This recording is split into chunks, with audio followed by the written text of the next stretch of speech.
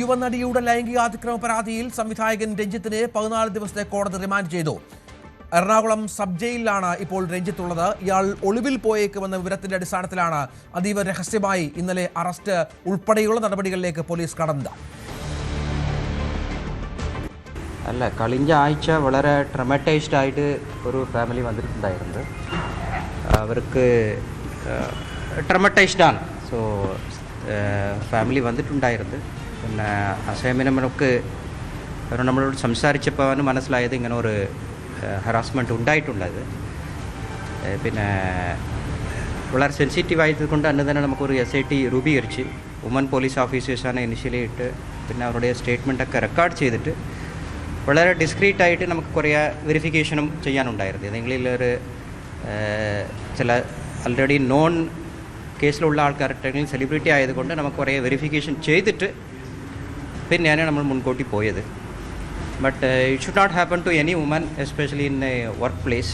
Because already 2 case ഉണ്ടായിരുന്നതും ഒന്ന് 377 ആയിരുന്നു, ഒന്ന് 354 ആയിരുന്നു. ആ 2 കേസിലെയും കേസ് അതൊരു റീസണിൽ കോഷായി പോയതാണ്. ഇത് വളരെ റീസെൻ്റ് ആയിട്ടുള്ളതാണ്.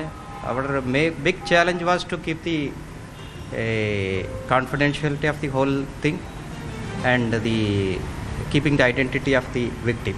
So preliminary evidence collection പൂർണ്ണമായിരുന്നു. എവിഡൻസ് മതിയായി കളക്ട് ചെയ്യുന്നു.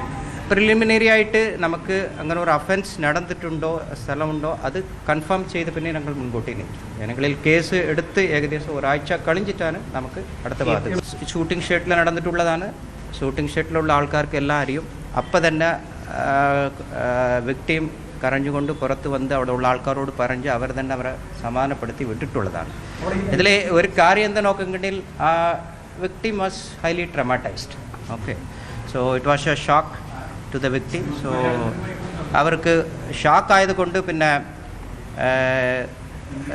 കൗൺസിലിങ്ങും സൈക്കാട്രിക് ട്രീറ്റ്മെൻറ്റൊക്കെ പോയിട്ട് വളരെ ലേറ്റായിട്ട് ഒരു കോൺഫിഡൻഷ്യൽ വന്നപ്പോഴാണ് വന്നത്. നമുക്കിവിടെ വന്നപ്പോൾ തന്നെ വളരെ കരഞ്ഞുകൊണ്ടും അവർക്ക് ഏറ്റവും വലിയ ചാലഞ്ച് എന്തെങ്കിലും അവർ എഴുത്ത് നിൽക്കുന്നത് ഒരു വലിയ ആളാണെങ്கிறது കൊണ്ട് നേരത്തെ ഒരു അത്തനോട് പോയിട്ടില്ല എങ്கிறது ഒരു ഇതുകൊണ്ട് പിന്നെ അവരുടെ പ്രൈവസി ആൻഡ് കോൺഫിഡൻഷ്യൽ.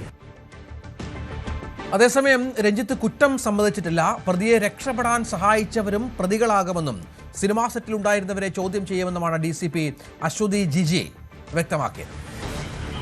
ആദ്യഘട്ടത്തിൽ സർവൈവർ കുറച്ച് ട്രോമയിലാണെന്ന് മനസ്സിലായി. പിന്നെ ഇൻസിഡൻറ്റ് പിന്നെ ബാക്കി സ്റ്റേറ്റ്മെൻറ്റ്സ് ഒക്കെ എടുത്തപ്പം ട്രൂ ആണെന്ന് നമുക്ക് റീസണബിളി മനസ്സിലായി. നമ്മൾ എത്ര പേരടങ്ങുന്ന സംഘമാണ് ഇപ്പോൾ രൂപീകരിച്ചിരിക്കുന്നത്? എങ്ങനെയാണ് ഈ ഇദ്ദേഹത്തിൻ്റെ ഡിജിറ്റൽ തെളിവുകളടക്കം ശേഖരിച്ചിട്ടുണ്ടോ സംബന്ധിച്ച് മറ്റു കാര്യങ്ങളെല്ലാം? ഡിജിറ്റൽ തെളിവ് നമ്മൾ ശേഖരിച്ച് വരുന്നതേ ഉള്ളൂ. SIT ബേസിക്കലി ഞാൻ സൂപ്പർവിഷനാണ്. ഇപ്പം ഇൻസ്പെക്ടർ ഓഫ് പോലീസ് ഉദയം പേരൂർ അദ്ദേഹമാണ് ഇതിൻ്റെ ഇൻവെസ്റ്റിഗേറ്റിംഗ് ഓഫീസർ. ബാക്കി 2 വനിതാ SIമാരുണ്ട്. ബാക്കി നമ്മുടെ ടീമുണ്ട്. മാഡം, വിക്ടിമിനെ സ്വാധീനിക്കാൻ അല്ലെങ്കിൽ കേസ് കൊടുക്കരുതെന്ന് ശ്രമം ഉണ്ടായിരുന്നോ മാഡം? അതായത് ഈ കേസും പരാതിയായിട്ട് പോകരുത് എന്ന തരത്തിൽ ഇടപെടലുണ്ടായിരുന്നു? അത് നമ്മൾ വെരിഫൈ ചെയ്യാനുണ്ട്. പരാതിയിൽ അങ്ങനെയുണ്ട്? പരാതിയിൽ അങ്ങനെ ഇല്ല. നമ്മളത് നോക്കണം. കോൾസ് ഒക്കെ വന്നിട്ടുണ്ടാവും അവർക്ക്. അപ്പോൾ ബാക്കി ഡീറ്റെയിൽസ് നമ്മൾ എടുക്കാനുണ്ട്. സാധ്യതയുണ്ടോ ഇതിൽ? അതായത് ഇതിൽ ഇവരെ രക്ഷപ്പെടാനായിട്ട് സഹായിച്ചതും അല്ലെങ്കിൽ കേസ് എടുക്കാൻ ശ്രമിച്ചതുമായിട്ടുള്ള ആളുകൾ വരാനുള്ള സാധ്യത അത് നമ്മൾ പരിശോധിക്കണം. ഇത് അത് കേസ് സംഭവം നടന്ന ആളുകൾ മുഴുവൻ അറിഞ്ഞു എന്നുള്ളത് പറഞ്ഞല്ലോ സാറ്. അപ്പോൾ അവിടെ കരഞ്ഞുകൊണ്ടാണ് ഇറങ്ങുന്നത്. അത് ആ പരാതി മറച്ചു വെച്ചു എന്നൊരു പ്രശ്നമുണ്ടോ ഇതിൽ? ഈ പ്രശ്നം മറച്ചു വെച്ചല്ലോ അറിഞ്ഞ ആളുകൾ, അങ്ങനെ ഒരു ബുദ്ധിമുട്ട് കൂടി ഉണ്ടോ അവിടെ? അത് നമ്മൾ നോക്കണം. സംഭവം ഇവർ പറഞ്ഞിട്ടുള്ള കുറേ വിറ്റ്നസ്സസ് ഉണ്ട്. അപ്പോൾ നമ്മൾ അവരുടെ സ്റ്റേറ്റ്മെന്റ് ഒക്കെ എടുക്കാൻ ഇനി നമ്മൾ ചെയ്യാവുന്നുള്ളതേ ഉള്ളൂ. സാക്ഷികളെ പ്രാഥമികമായി നമ്മൾ കണ്ടിരുന്നു. സാക്ഷികളെയൊക്കെ പ്രാഥമികമായി കണ്ട് ചോദ്യം ചെയ്തിരുന്നു, അല്ലെങ്കിൽ അവരുടെ സ്റ്റേറ്റ്മെന്റ് സംബന്ധിച്ച് പ്രാഥമികമായി ഒരു കാര്യങ്ങളൊക്കെ തിരക്കിയിരുന്നു. ഇത് കോൺഫിഡൻഷ്യൽ ആയതുകൊണ്ട് നമ്മൾ ഒരുപാട് ആ സെറ്റിലുണ്ടായിരുന്ന വിറ്റ്നസിനെ നമ്മൾ ഇനി ചെയ്യാനുണ്ട്. സുരക്ഷാ ക്രമീകരണങ്ങളൊക്കെ വേണമല്ലോ, സ്ത്രീ സുരക്ഷ ക്രമീകരണങ്ങളൊക്കെ വേണം നിർദ്ദേശമുണ്ടായിരുന്നു. അത്തരം നിർദ്ദേശം ആ സെറ്റ് പാലിച്ചിരുന്നു? അതെ, അത് നമ്മൾ വെരിഫൈ ചെയ്യാനുണ്ട്. ബേസിക്കലി ആ ഒരു പ്രൊഡക്ഷൻ യൂണിറ്റ് അത് ഫുള്ള് നമ്മൾ വെരിഫൈ ചെയ്യാനുണ്ട്. അവിടെ എന്തായിരുന്നു പ്രൊസീജിയേഴ്സ് ഉണ്ടായിരുന്നത് ഇൻ പ്ലേസ്. രഞ്ജിത്തിന്റെ ജാമ്യാപേക്ഷ കോടതി പരിഗണിക്കുകയാണ്. പോലീസ് നൽകിയ കസ്റ്റഡി അപേക്ഷയും ഉച്ചയ്ക്ക് ശേഷം പരിഗണിക്കും. നടിയെ പീഡിപ്പിക്കാൻ ശ്രമിച്ച കാരവാൻ തിരിച്ചറിയണമെന്നും ജാമ്യം നൽകിയാൽ സാക്ഷികളെ സ്വാധീനിക്കുമെന്നുമാണ് പ്രോസിക്യൂഷന്റെ വാദം. ഇന്നലെ വൈകിട്ട് ഇടുക്കിയിൽ നിന്നാണ് കൊച്ചി പോലീസ് രഞ്ജിത്തിനെ കസ്റ്റഡിയിലെടുത്തത്. ആജ്ഞ രവീന്ദ്രൻ വിവരങ്ങളുമായി ചേരുകയാണ്. ആജ്ഞ, നിയമ നടപടികളുമായി രഞ്ജിത്ത് മുന്നോട്ട് പോവുകയാണ്. പ്രോസിക്യൂഷന്റെ വാദങ്ങൾ ശക്തമാണ്. നേരത്തെയുള്ള 2 കേസുകളും പ്രോസിക്യൂഷൻ കോടതിയെ ബോധ്യപ്പെടുത്തിയിട്ടുണ്ട്. തെളിവെടുപ്പ് വേണമെന്ന ആവശ്യം ശക്തമായി തന്നെ ഉന്നയിക്കുകയും ചെയ്യും. നിയമവഴികളിലൂടെയാണ് കാര്യങ്ങൾ മുന്നോട്ട് പോകുന്നത്. എന്തൊക്കെയാണ് പ്രധാനമായും വാദഗതികൾ നടക്കുന്നത് കോടതിയിൽ?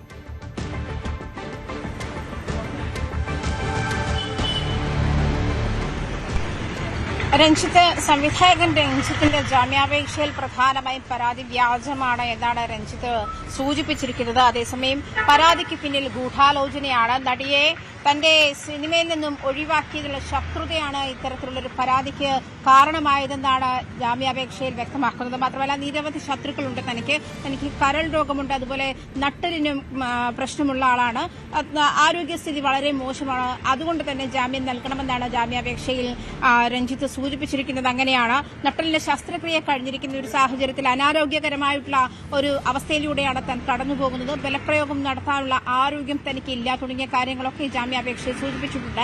എന്തായാലും രഞ്ജിത്തിന്റെ കസ്റ്റഡി അപേക്ഷയാണ് പരിഗണിച്ചുകൊണ്ടിരിക്കുന്നത്. എന്തായാലും 2 മണിക്ക് ശേഷം ജില്ലാ കോടതി കസ്റ്റഡി അപേക്ഷ പരിഗണിക്കും. അതിനുശേഷമായിരിക്കും ജാമ്യാപേക്ഷ തുടങ്ങിയ കാര്യങ്ങളിലേക്ക്. കസ്റ്റഡി അപേക്ഷ നൽകിയതിനു ശേഷം കസ്റ്റഡിയിൽ രഞ്ജിത്തിനെ കസ്റ്റഡിയിൽ അനുവദിച്ച ശേഷമായിരിക്കും ജാമ്യാപേക്ഷയുമായി ബന്ധപ്പെട്ടുള്ള നടപടിക്രമങ്ങൾ ഉണ്ടാവുക. എന്തായാലും നിലവിൽ എറണാകുളം സബ് ജയിലിലാണ് രഞ്ജിത്ത് ഉള്ളത്. 14 ദിവസത്തെ റിമാൻഡിലാണ് രഞ്ജിത്തിനെ അയച്ചിരിക്കുന്നത്. 14 ദിവസത്തെ റിമാൻഡിന് ശേഷം രഞ്ജിത്ത് റിമാൻഡിന് മുൻപ് തന്നെ, റിമാൻഡ് കാലാവധി തീരുന്നതിന് മുൻപ് തന്നെ ജാമ്യാപേക്ഷ സമർപ്പിച്ചിട്ടുണ്ട്. ജാമ്യാപേക്ഷ പരിഗണിക്കുകയും ചെയ്യുന്ന ഒരു സാഹചര്യത്തിലേക്ക് പോകും. എന്തായാലും രഞ്ജിത്തിനെ അതീവ രഹസ്യമായിട്ട് തന്നെയാണ് ഈ പരാതിയുമായി മുന്നോട്ട് പോലീസ് പോയിട്ടുള്ളത്. Ernakulam city police commissioner Kaliraj Mahesh കുമാറിന്റെയും അതുപോലെ തന്നെ DCP അശ്വതി ഐപിഎസിന്റെ നേതൃത്വത്തിലുള്ള സംഘമാണ് ഇതിന്റെ അന്വേഷണത്തിന്റെ ചുമതലയുള്ളത്. അവരുടെ പ്രതികരണങ്ങളിൽ നിന്നും നമുക്ക് മനസ്സിലാക്കാൻ കഴിയും വളരെ രഹസ്യമായി തന്നെയാണ് ഈ ഒരു അന്വേഷണം കോർഡിനേറ്റ് ചെയ്തിട്ടുള്ളതും. മാത്രമല്ല, ഇനിയും ഈ സെറ്റിൽ ഉണ്ടായിരുന്ന ആളുകളെ ചോദ്യം ചെയ്യാനുണ്ട്. അവരിൽ നിന്നുമായിരിക്കും കൂടുതൽ വിശദാംശങ്ങൾ ലഭിക്കുക. അതേസമയം ഈ പരാതിക്കാരെ ICCക്ക് മുൻപിൽ പരാതി നൽകിയിട്ടില്ല എന്നാണ് സിനിമാ സംഘടനകൾ വ്യക്തമാക്കുന്നത്. ICCക്ക് മുൻപിൽ പരാതി നൽകാതിരിക്കുന്ന ഒരു സാഹചര്യത്തിൽ പോലീസിന് നേരിട്ട് പരാതി നൽകിയത് ഗൂഢാലോചനയുടെ ഭാഗമാണ് എന്നുള്ള ആരോപണവും ശക്തമാണ്.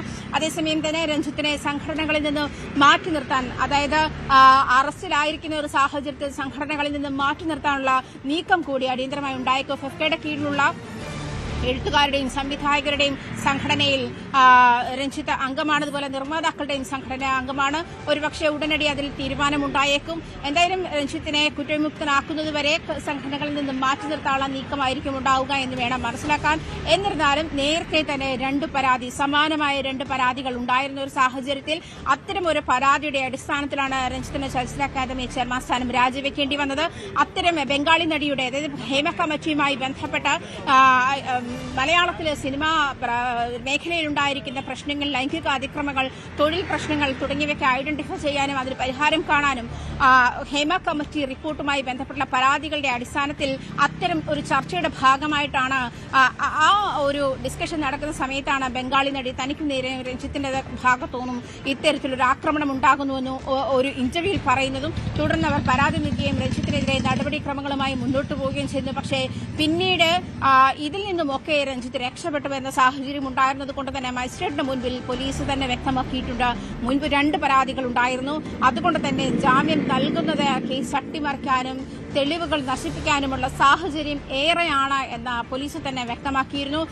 ഈ കൊച്ചി സിറ്റി പോലീസ് കമ്മീഷണറുടെയും DCPയുടെയും നേതൃത്വത്തിലുള്ള സംഘം ഇതിന്റെയൊക്കെ പരാതി ലഭിച്ച ശേഷവും അതിൽ വ്യക്തമായി രഞ്ജിത്തിനെ നിരീക്ഷിച്ച ശേഷവും രഞ്ജിത്തിനെ അറസ്റ്റ് ചെയ്യാനുള്ള നീക്കത്തിന്റെ ഒടുവിലാണ് മറ്റു പോലീസുകാർ പോലും ഇതിന്റെ വിശദാംശങ്ങൾ അറിയുന്നത്. എന്തായാലും രഞ്ജിത്തിനെ ഇന്നലെയാണ് അറസ്റ്റ് ചെയ്തത്. തൊടുപുഴയിൽ വെച്ചാണ് അറസ്റ്റ് ഉണ്ടായത്. രഞ്ജിത്ത് നേരത്തെ പോലീസ് ഉദ്യോഗസ്ഥൻ പറഞ്ഞതുപോലെ ഒളിവിൽ പോകാൻ ശ്രമിക്കുകയായിരുന്നു എന്നുള്ള സൂചനകൾ കൂടി പോലീസിനുണ്ടായിരുന്നു. അതേസമയം സംവിധായകൻ രഞ്ജിത്തിനെ മാറ്റി നിർത്തുമെന്നാണ് FEFCAയുടെ തീരുമാനം. ഡയറക്ടർ യൂണിയനും റൈറ്റേഴ്സ് യൂണിയനും നിർദ്ദേശം നൽകിയതായി ജനറൽ സെക്രട്ടറി B ഉണ്ണികൃഷ്ണൻ അറിയിച്ചു. ICCക്ക് പരാതി കിട്ടിയിട്ടില്ലെന്നും ഉണ്ണികൃഷ്ണൻ പറഞ്ഞു. പക്ഷെ നിർഭാഗ്യവശാൽ ഇങ്ങനൊരു സംഭവം നടന്നു. അത് ഒരിക്കലും സംഭവിക്കരുതാത്തതായിരുന്നു. അതിനെ ഞങ്ങൾ തികഞ്ഞ ഗൗരവത്തോടു കൂടി കാണുന്നു. അതുകൊണ്ടാണ് ഇത്തരം നടപടിക്രമങ്ങളിലേക്ക് ഒട്ടും കാലതാമസമില്ലാതെ കടന്നിരിക്കുന്നത്. ബാക്കിയുള്ള കാര്യങ്ങൾ പോലീസിൻ്റെ അന്വേഷണമാണ്. അത് അറിയട്ടെ, കോടതിയിലുമാണല്ലോ വിഷയം. അത് അറിഞ്ഞിട്ട് നമുക്ക് ബാക്കിയുള്ള കാര്യങ്ങളിൽ തീരുമാനിക്കാം. എന്തായാലും കോടതി തീരുമാനം ഉണ്ടാകുന്നവരെ ഞങ്ങളുടെ നിലപാട് ഇത് തന്നെയായിരിക്കും. അതിനകത്ത് ഒരു മാറ്റമില്ല. ഇപ്പം നമ്മളുടെ മുമ്പിലുള്ളത് ഇപ്പോൾ നടക്കുന്ന ഒരു സിനിമയിലെ പ്രധാനപ്പെട്ട ഒരു വേഷം ചെയ്യുന്ന നടിയാണ് പരാതി പറഞ്ഞിരിക്കുന്നത്. അതിനെ നമ്മൾ അതേ ഗൗരവത്തോടു കൂടി കണ്ടേ മതിയാവൂ. അതിനകത്ത് യാതൊരുവിധ അപ്പം ഞങ്ങളുടെ എല്ലാം അടുത്ത സുഹൃത്തും സഹപ്രവർത്തകനുമാണ്. ആ രീതിയിൽ അദ്ദേഹത്തിൻ്റെ ആരോഗ്യത്തെക്കുറിച്ചൊക്കെ ഞങ്ങൾക്ക് ആശങ്കയുണ്ട്. അത് മറ്റു പ്രശ്നമാണ്. അതും ഇതുമായിട്ട് ഞങ്ങൾ ഏതായാലും കൂട്ടിക്കലർത്താൻ ആഗ്രഹിക്കും. കൂടുതൽ വാർത്തകൾക്ക് News 18 Keralam YouTube channel subscribe ചെയ്യുക.